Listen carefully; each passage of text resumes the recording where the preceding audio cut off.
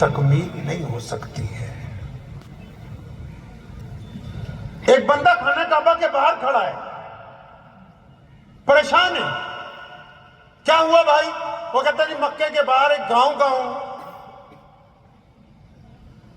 مکہ المکرمہ کے باہر ایک گاؤں کا رہنے والا ہوں، یہاں اونٹ بیچنے آیا تھا، میرا سامان کسی نے خرید لیا، پیمنٹ نہیں ہو رہی، 1 ہفتہ ہو گیا، پریشان ہوں، کون ہے یہاں جس کی میں مدد کے لیے جس کے پاس جاؤں؟ تو لوگوں نے اسے مشورہ دیا کہ بیت اللہ میں صبح کو قالین بچھا کے ریشمی کپڑے پہن کے کچھ لوگ بیٹھتے ہیں، وہ مکے کے بڑے بڑے چودھری ہیں، تم ان کے پاس جاؤ۔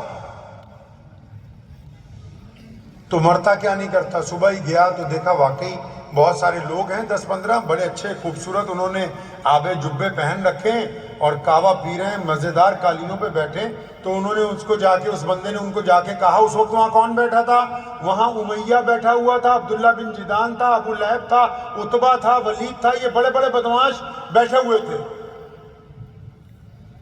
تو اس نے جا کے کہا، جی میرے تو اونٹ کسی نے خریدے تھے، پیمنٹ نہیں ہو رہی، میں بڑا پریشان ہوں۔ کسی نے کہا کہ آپ لوگ یہاں کے بادشاہ ہو، یہاں کے حکمران ہو، سرکار آپ چلاتے ہو، تو میں آپ کے پاس مدد کے لیے آیا۔ تو امیہ بیٹھا ہوا تھا سب سے آگے، تیز ترار بدمعاش آدمی تھا۔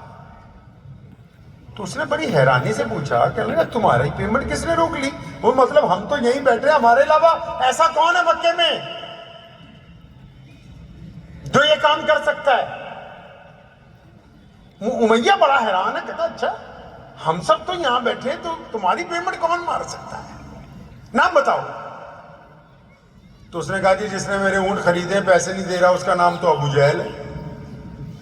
اب امیہ اور زور زور سے ہنسنے لگا، ہو یہ ہمارے ہی بادشاہ کی بات کر رہا ہے، وہ تو سب اسی کے وزیر تھے۔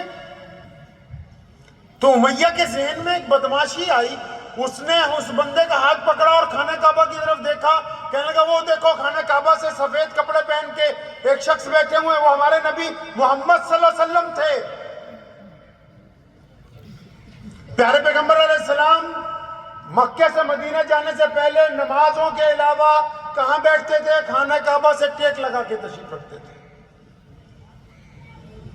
تو نبی علیہ السلام وہاں بیٹھے ہوئے، تو امیہ نے اس بندے کو جس کی پیمنٹ پھنسی ہوئی ہے اس کو کہا کہ ان کے پاس چلا جا، وہ تیرا کام کر دیں گے۔ امیہ کون ہے؟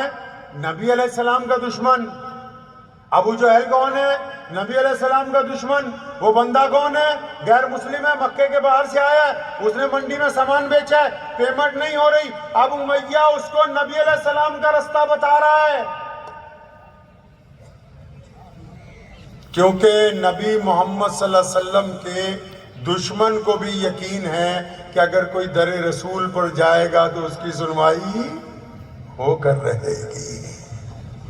دشمن کا بھی یقین ہے، محمد رسول اللہ صلی اللہ علیہ وسلم کا دشمن بھی مانتا ہے کہ اگر کوئی ان کی چوکھٹ پر چلا گیا، کسی نے اگر ان کی چوکھٹ پر جا کے فریاد لگائی، اگر کوئی ان کے دروازے پر پہنچا تو خالی ہاتھ واپس نہیں آنے والا ہے۔ اب امیہ نے نبی علیہ السلام کا پتہ کیوں بتایا یہ بھی سن لو۔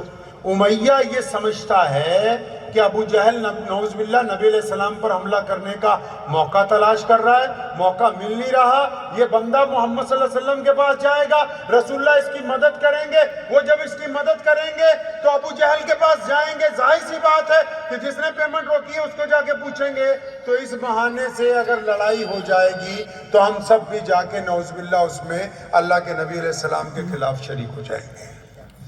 مطلب اس نے سازش تیار کر لی۔